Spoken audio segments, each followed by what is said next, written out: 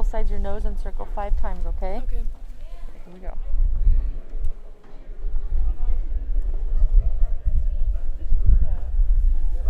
Okay, you're all done. Thank you. Did it tickle? Yeah, kind of. 3 seconds. 3 seconds and a few ticklish circles with a swab inside the edge of the nose, and it's back to class for this Jordan High student, one of more than 1,600 to recently receive rapid COVID testing in the school's gymnasium. Turn that over, ladies. Give her your name. Scenes like this have been playing out for months in Utah high schools, where student athletes and performing arts groups have received bi-monthly COVID testing as a condition of participating in practices, competitions, and performances. The point being to avoid having to quarantine students or sideline them from the fun stuff, the spirit-building experiences that make high school high school. Utah's test-to-play protocols have successfully kept thousands of football players on the field, swimmers in the pool, actors on the stage, and musicians in the pit. Now, those same testing tools are being put to use to keep students in the classroom through a Utah Department of Health program called Test to Stay. What exactly is Test to Stay? How does it work? And why did a Utah Legislative Audit recently recommend it as the, quote, primary mitigation option when responding to a school outbreak? In today's episode of Connect Canyons, we'll answer all those questions and more. We're joined by Canyons Superintendent Dr. Rick Robbins and Jordan High Principal Wendy Dow, who will help explain Test to Stay, along with the other recent changes health authorities have made to school safety protocols. Let's start with you, Dr. Robbins. Test to Stay is a little new for our families. What was the impetus for the Utah Department of Health to move in this direction, and how will this new safety tool that we have in our toolbox help keep students healthy and learning? Yeah, thank you, Kirsten. Well, I think in context, this is a great opportunity for our schools. We know that one of the ways that we can combat COVID to keep our kids in school is by testing, and the state's been great to support that. And as you mentioned, our athletes and our extracurricular students are being tested every other week, and those that test positive isolate, and those that are negative continue to participate, versus the practice before that was if a program had 3 positive cases in any given time, they would then go into quarantine. The full group would go into quarantine for 14 days, which was really problematic. It made it really hard for our activities to continue. And so for me, Test to Stay protocol has been very advantageous. It's actually part of the health order that started in early January. The larger picture here that's really important for everyone to understand is that our board in Canyon School District, from the beginning last summer, people might recall, is that we've been committed to in-person instruction, and we know that our students have just a tremendous opportunity when they're in person. The benefits, not only academically, but maybe as important or more importantly, is our students' overall wellness and their mental health. Prior to January 1st, our practice, when our high schools reached a certain threshold at 1%, one of our options was to move those schools to a virtual-only model. And so what we saw is this trend of schools moving back and forth, right? They're in person, they move to virtual and only, and then they come back in person. And it really made it difficult on our students, our staff, and our parents.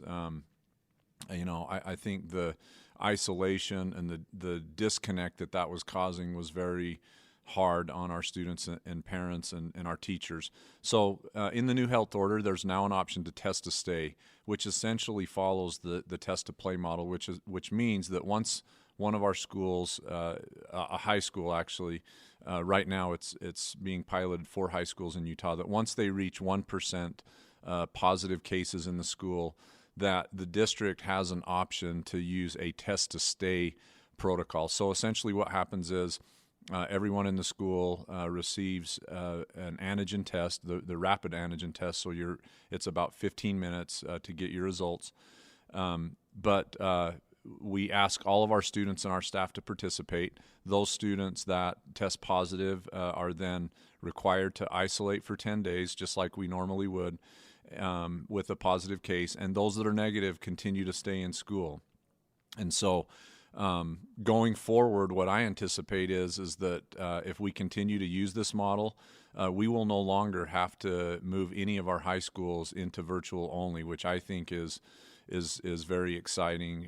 To date, we've successfully implemented Test to Stay at 3 of our high schools, Alta, Jordan, and Corner Canyon high schools. How many students participated in these pilot runs? One of the things people might have a question around is, well, how many students actually have to participate? Obviously, we'd like to have all of our students participate, but we realize that's an option, that's a choice for a parent.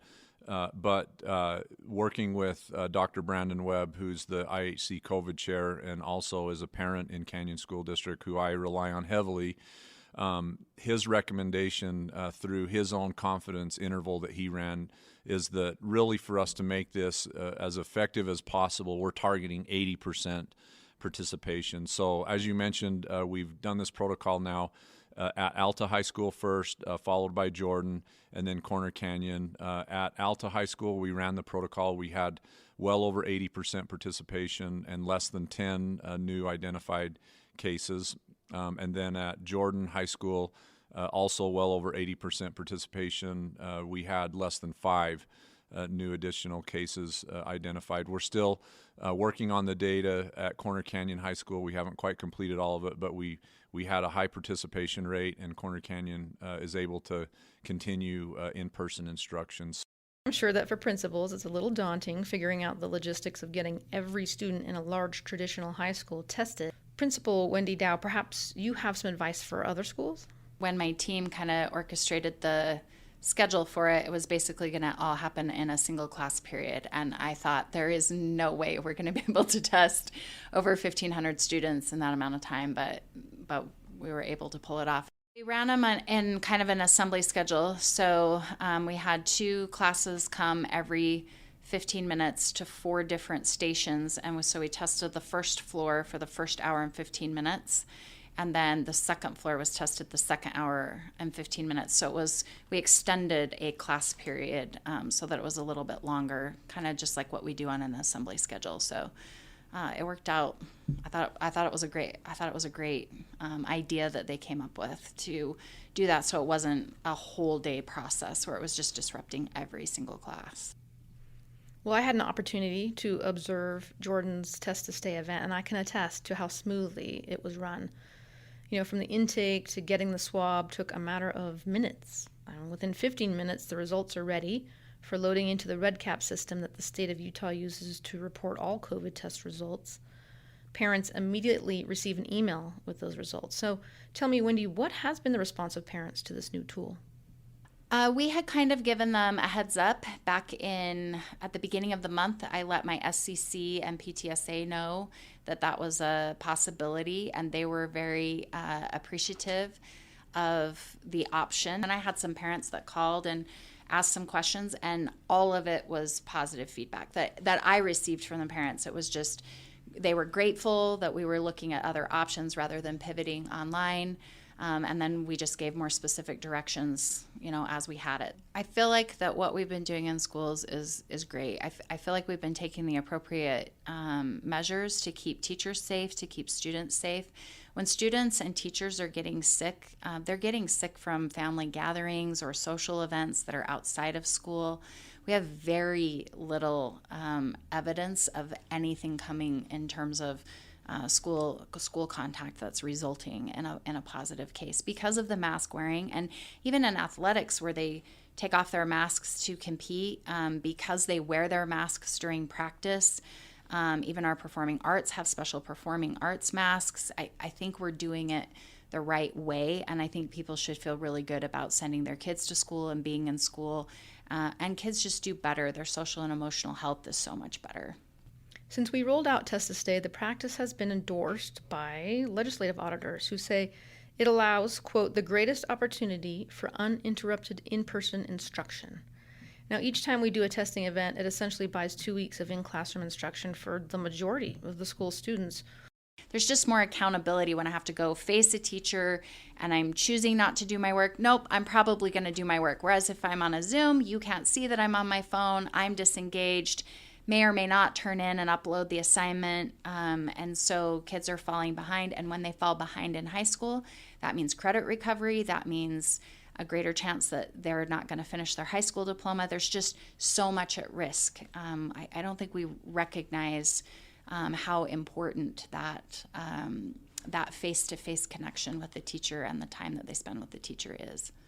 Our students are very happy to be in school. When they came back from Christmas break, because we had pivoted to online right before the break, they were so happy to be at school. They were so happy to see their friends. That is the feedback I get from parents. It isn't as much about the instructional piece for parents. It's just thank you for allowing my student to be interacting with their peers, with their teachers. That social piece is really important, because otherwise they're just at home by themselves. And that digital connection, that distance connection, it just isn't the same. So the kids are very happy to be at school. With COVID case counts falling and vaccination rates picking up, there are signs of brighter days ahead. Schools have rolled with the punches this year and kind of settled into a nice rhythm. What's the mood like in schools right now? How are teachers doing? It feels hopeful is probably the best word that I could use to describe. We kind of feel like even though the end isn't really super near, at least we feel like it's getting manageable. And so our teachers are feeling safer. Vaccinations are starting to happen. They're recognizing that our kids do wear masks. Like, they do respect that. Maybe out of our entire school, I have 2 students that have to be reminded continually about masks. And because they don't want to disrespect their teachers, they don't want to put their peers at risk. And I think now we have a lot of options, even if we did have to pivot online for some reason, because we have the Chromebooks in place, because we have figured out a synchronous learning structure, because teachers feel more confident on Canvas. Even when a student has to quarantine or get sick with COVID, we know how to reach out to that student more effectively. Now, you mentioned masks, Wendy, and though we are nearing the end of our employee COVID vaccination push, it will be some time before we can all leave our masks at home. In fact, there are some new quarantine rules that reinforce the importance of wearing masks and underscore just how safe our schools have been throughout the pandemic. Tell us about some of those new protocols, Dr. Robbins.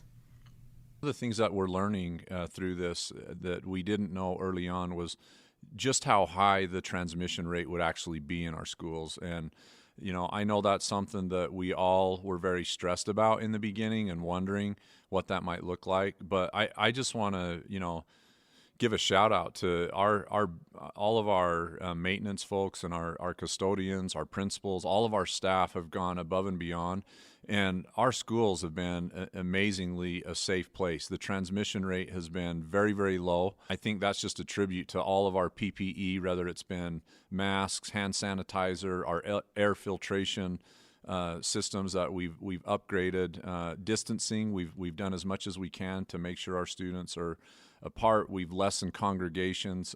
Our students are not gathering in large groups as much as possible. All of these mitigation strategies have been in place. From that, we've learned that transmission is very low in our schools, not just with our students, but our employees as well.